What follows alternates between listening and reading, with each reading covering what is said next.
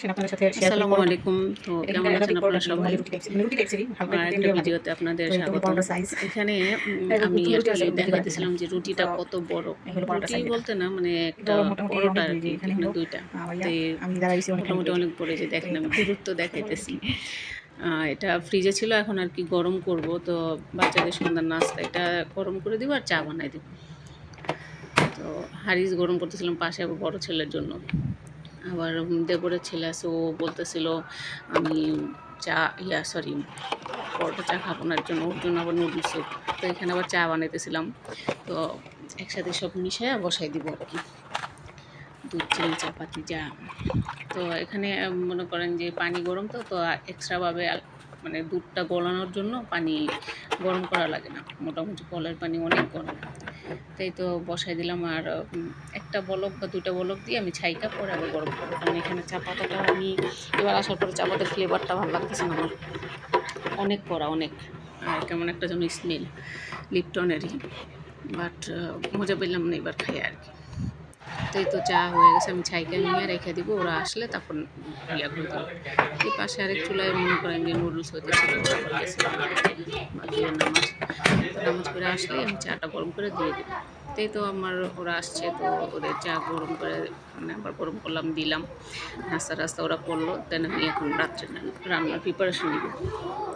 তো এখানে আমি আজকে রান্না করব হলো মুগ ডাল দিয়ে পাঙ্গাস মাছের মাথা রান্না করব। ডালগুলি আমি হালকা ভাজার পরে আমি পানিতে ভিজিয়ে রাখছি কিছুক্ষণ। একটু গরমটা একটু হালকা কমার পরে মানে আমি পানিতে ভিজিয়ে রাখবো, যাতে ডালটা একটু নরম হয়। লাল লাল করে ভেজে দিতেছি।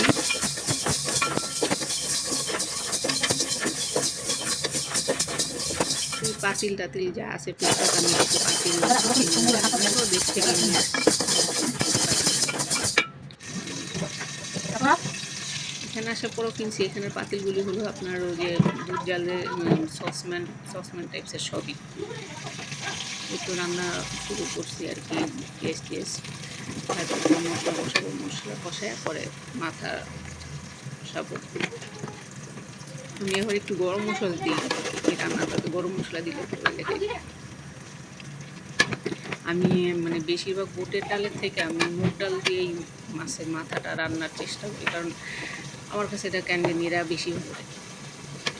আর যখন আমি ছিলাম মানে আরও 7-8 বছর বা 8-9 বছর আগের এখানে, তো তখন থেকে আমি এটা নিজে থেকে আমি কারো মানে রেসিপি বা কারো কিছু দেখে না, আমি নিজের থেকে রান্না করছি। পরে আমার হাতে ও বললো এখন এমনি রান্না, তাই আচ্ছা আমার কাছেও ভালো লাগলো, আমি এখন এইভাবেই রান্না করি।